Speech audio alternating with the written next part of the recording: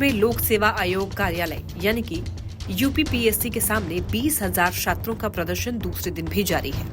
मंगलवार दोपहर छात्रों ने थाली बजाकर विरोध जताया, बैरिकेडिंग पर चढ़ गए और यही नहीं, आयोग के मेन गेट पर कालिक से लूट सेवा आयोग लिख दिया। आयोग के अध्यक्ष संजय श्रीनित की शव यात्रा निकाली। पुलिस ये सब देखती रही। छात्रों के प्रदर्शन में शामिल होने जा रहे पूर्व आईपीएस अमिताभ ठाकुर को पुलिस ने हिरासत में ले लिया।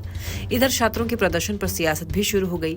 डिप्टी सीएम केशव मौर्य छात्रों के समर्थन में उतर आए। कहा, अधिकारी छात्रों की मांगों को संवेदनशीलता से सुने और जल्द ही समाधान निकालें। सुनिश्चित करें कि छात्रों का कीमती समय आंदोलन में नहीं, एग्जाम की तैयारी में लगे। तो वहीं अखिलेश यादव ने कहा कि योगी बनाम प्रतियोगी छात्र जैसा माहौल है। बीजेपी के पतन में ही छात्रों का उत्थान है। बीजेपी और नौकरी में विरोधाभासी संबंध है। जब बीजेपी जाएगी तभी नौकरी आएगी। अब क्या बीजेपी सरकार छात्रों के हॉस्टल या लॉज पर बुलडोजर चलवाएगी?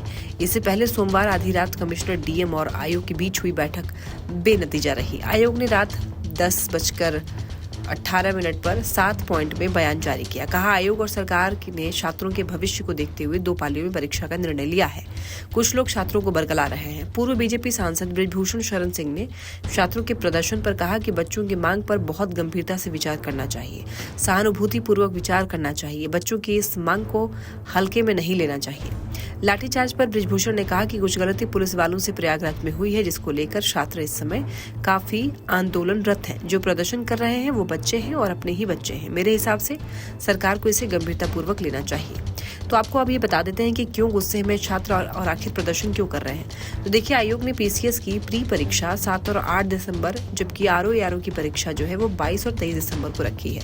दोनों परीक्षाएं 2 दिन में हो रही है और आयोग ने पहली बार नॉर्मलाइजेशन यानी कि नॉर्मलाइज्ड स्कोर की प्रक्रिया लागू की है। छात्र इसका विरोध कर रहे हैं। उनकी मांग है कि परीक्षा एक ही दिन कराई जाए, नॉर्मलाइजेशन की प्रक्रिया निरस्त की जाए। तो अब आपको बताएं कि नॉर्मलाइजेशन क्या है जिसकी वजह से इतना बवाल हो रहा है। देखिए, जो परीक्षाएं एक दिन में एक शिफ्ट में खत्म हो रही हैं, उसमें नॉर्मलाइजेशन नहीं अपनाया जाता है। जो परीक्षा अलग अलग डेट पर होती है, अलग अलग प्रश्न पत्र होते हैं, उसमें ये अपनाया जाता है, क्योंकि हर पेपर के डिफिकल्टी लेवल में थोड़ा अंतर हो सकता है और इस कारण सरल आए पेपर के ही शिफ्ट के छात्रों को ही फायदा ना हो, इसीलिए नॉर्मलाइजेशन प्रोसेस अपनाया जाता है। इसके लिए विभाग एक फॉर्मूले के आधार पर काम करता है।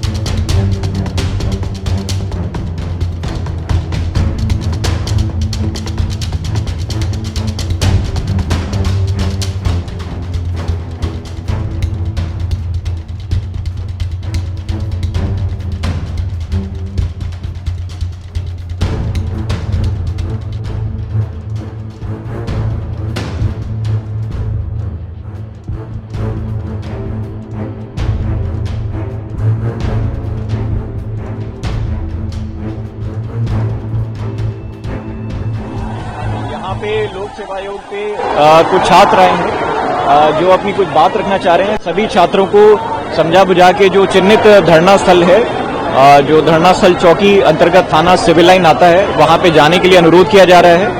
काफी छात्र वहां पे चले भी गए हैं और भी जो छात्र यहाँ पे आए हुए हैं उन सबको भी यही बताया जा रहा है कि वो चिन्हित स्थल पे जाएं और शांतिपूर्वक और डेमोक्रेटिक तरीके से अपनी बात रखें। उनकी बात जो है वो उच्च स्तर पे रेज की जाएगी।